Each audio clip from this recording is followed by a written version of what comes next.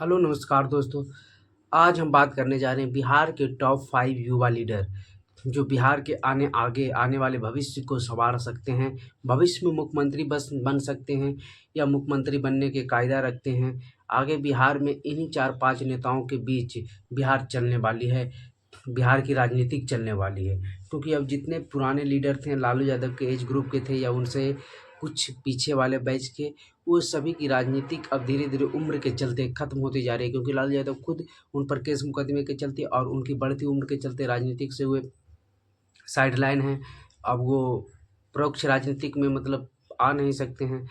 हाँ, राष्ट्रीय अध्यक्ष बने हुए हैं आरजेडी के, लेकिन उस टाइप से राजनीतिक नहीं कर रहे हैं। अब युवा पीढ़ियों की बिहार में आने का दौर शुरू हो गया। पुराने नेताओं के बेटे, परिवार या फिर नए अपने दम पर बने कर्मठ नेताओं की बिहार में अब शुरुआत हो गई है। तो उसी क्रम में हम आज 5 नेताओं के बारे में बताने जा रहे हैं। क्योंकि नीतीश कुमार की भी उम्र बढ़ती ही जा रही है और बीमारियाँ और अन्य प्रकार की खबरें लगातार आती जा रही है।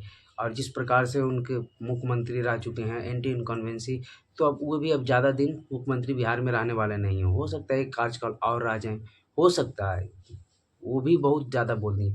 तो हम आज जानते हैं कि बिहार के उन 5 नेताओं के बारे में।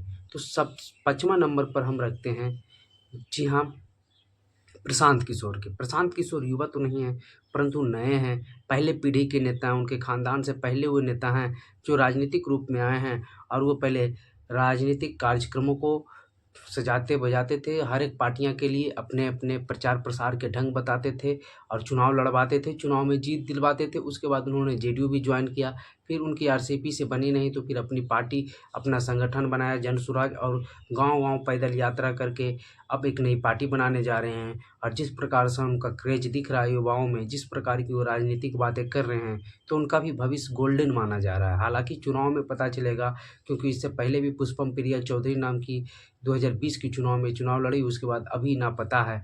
तो इन सभी नेताओं के साथ ये भी एक बातें जुड़ी रहती है, परंतु प्रशांत किशोर ज़मीनी स्तर से काम कर रहे हैं, तो हो सकता है कुछ नया कर दें। हम चौथे के नेताओं की बात करें, तो चौथा सबसे बड़ा नेता बिहार की राजनीतिक में युवा नेता, जिन्हें हम आगे भविष्य में देख सकते हैं कुछ भी बने होंगे या कुछ करते हुए, तो वो कोई और नहीं, पप्पू यादव हैं। पप्पू यादव युवा तो नहीं हैं, परंतु एजेड हैं, लेकिन लालू यादव की पीढ़ी से बहुत नीचे हैं और बिहार की राजनीतिक में हमेशा कार्यरत रहते हैं। हमेशा बाढ़ हो, सुखाड़ हो, हॉस्पिटल के मामला हो या संसद भवन में निर्दलीय जीत कर जाना हो और बिहार के लिए आवाज़ उठाना हो, इन सभी बातों को लेकर वे कर्मठ तरीके से बिहार के लिए हमेशा के लिए तैयार रहते हैं। और अपनी पार्टी भी बनाई थी, अभी कांग्रेस में विलय कर दिए। और इन लोगों को पार्टी बनाना और हटाना कोई बड़ी बात नहीं है, फिर से बना सकते हैं। तो एक उनका भी नाम आता है। तीसरे नंबर की हम बात करें तो तीसरे नंबर पर आते हैं सम्राट चौधरी। जी हाँ, बीजेपी के प्रदेश अध्यक्ष रह चुके हैं, फिलहाल अभी उप मुख्यमंत्री बिहार के हैं।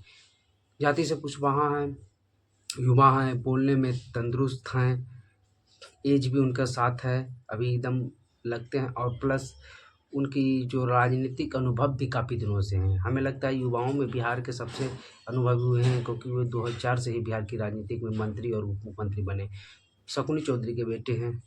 तो उनकी राजनीतिक भविष्य भी जिस प्रकार से उन्होंने ऊँचाई पर चढ़ा, पहले बीजेपी में आए, एमएलसी बने, प्रदेश उपाध्यक्ष बने, प्रदेश अध्यक्ष बने, उप मुख्यमंत्री बने, तो हो सकता है आगे और भी उनकी राजनीतिक जा सकती है और बीजेपी आगे उन्हें ही बढ़ा सकती है। आगे हम बात करें तो बिहार में बीजेपी के जो सम्राट चौधरी हैं, वो तो मजबूत नेता है ही और आगे उनका भविष्य दिख रहा है। लेकिन एनडीए की ओर से एक और नेता है, जी हाँ, दूसरे नंबर की नेता बात करें, युवा बिहार के भविष्य और अभी सबसे एकदम चॉकलेटी बॉय के रूप में बिहार में जाने जाते हैं, जी हाँ, चिराग पासवान। जी हाँ, एलजेपीआर के अध्यक्ष हैं। उन्हें किस प्रकार से पार्टी तोड़वाया गया, चाचा भतीजे अलग हुए, फिर उन्होंने ज़मीन पर आकर काम किया और अपनी पार्टी को ज़मीन से तैयार करके इस बार की लोकसभा चुनाव में बिहार में सबको आश्चर्यचकित कर दिया। 5 में से 5 सीटें जीतकर उन्होंने रिकॉर्ड बना दिया और एनडीए की ओर से हमेशा नरेंद्र मोदी को हनुमान कहे जाने वाले, हमेशा साथ रहने वाले, और बीजेपी के लोग भी उन्हें खूब चाहते हैं, क्योंकि नरेंद्र मोदी के प्रति काफ़ी झुकाव रखते हैं। और चिराग पासवान की राजनीतिक जिस प्रकार से दलित और अगड़ों की ओर लेकर चल रहे हैं और बिहार में एक युवा चेहरा तेजस्वी यादव को टक्कर देने के लायक वो काफ़ी ही लोकप्रिय धीरे-धीरे होते जा रहे हैं। और रामविलास पासवान के बेटे तो हैं ही, तो उनकी अपनी जाति में तो पकड़ है ही।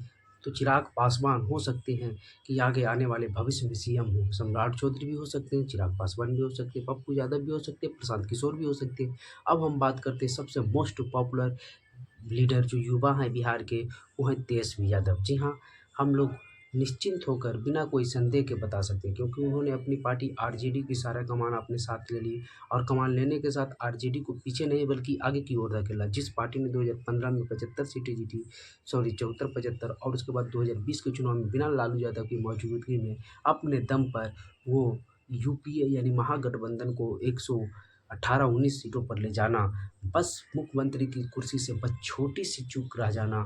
और तेजस्वी यादव बिहार के नेता प्रतिपक्ष के रूप में भी काफ़ी तेज हो अच्छे काम कर रहे हैं। प्लस जो उन्होंने उप मुख्यमंत्री के तौर पर रोजगार को लेकर युवाओं में खास करके ये बैठ गई है कि तेजस्वी रोजगार देने वाले हैं। लोकसभा चुनाव में भी बीजेपी को बिहार में काफ़ी तंग किए हैं और सबसे ज़्यादा वोट बैंक एम22 समीकरण के साथ उन्होंने पाप को भी जोड़ने की बात की है, यानी कि फॉरवर्ड लोगों को भी।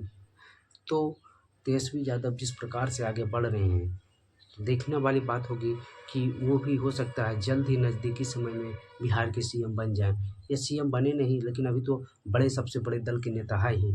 और आगे भविष्य में उन तीनों, खास करके इन तीनों की गोल्डन अपॉर्चुनिटी दिख रही है बिहार के सीएम बनने की, तेजस्वी यादव की, चिराग पासवान की और सम्राट चौधरी की। तो आपको ये वीडियो कैसा लगा? कोई संदेह या आपके अनुसार कोई और आ सकता था तो आप लोग कमेंट बॉक्स में ज़रूर बताइएगा। वीडियो देखने के लिए धन्यवाद।